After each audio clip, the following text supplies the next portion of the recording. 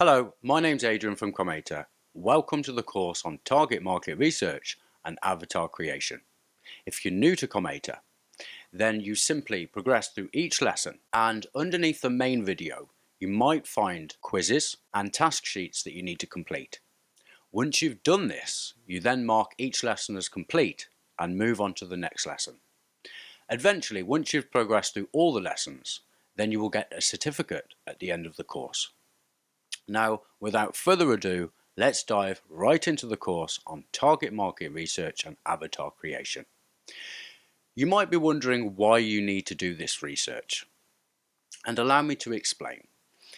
If you are trying to target your market and sell items or products or services to them, it can really help you if you understand your audience and learn to communicate with them on their level. If you can talk to your audience rather than talking at them, then they are much more likely to actually listen to what you're saying, respond to what you're saying, and take action. Hopefully, convert.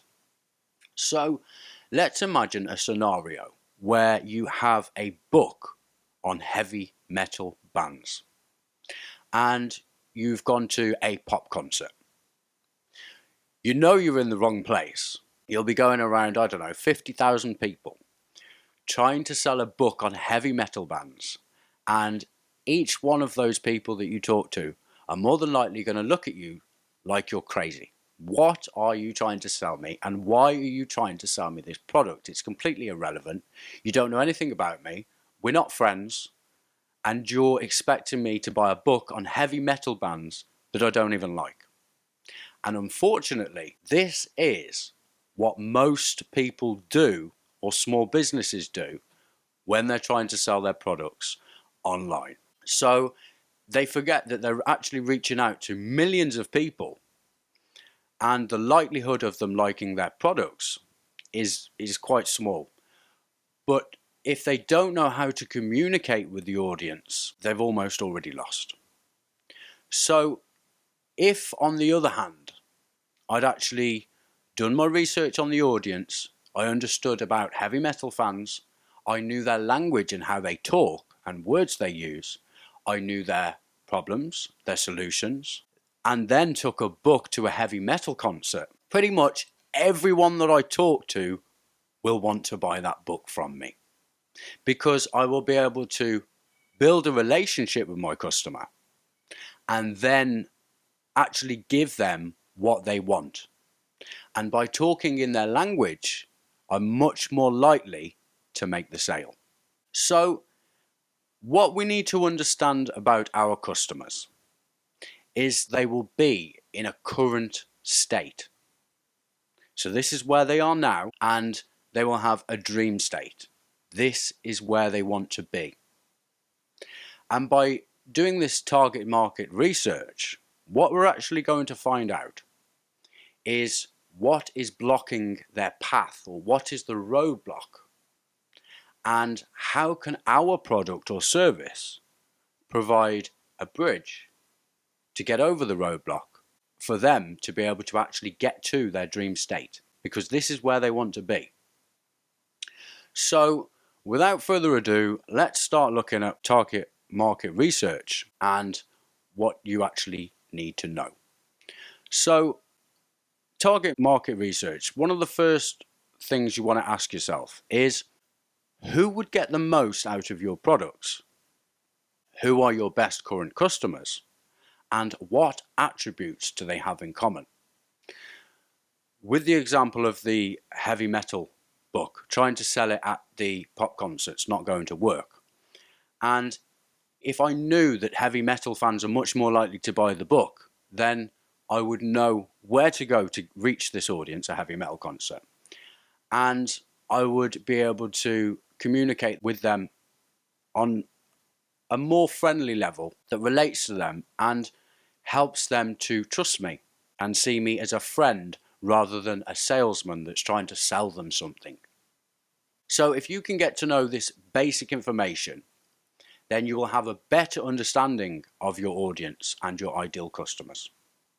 So one of the things that we need to do as part of the course is actually build an avatar, and you will get templates at the end of the course to complete. And this information needs to be gathered about your ideal customers so that not only can you communicate with them on another level, on a friendship basis, if you like, and by doing this, you're much more likely for them to respond and take action.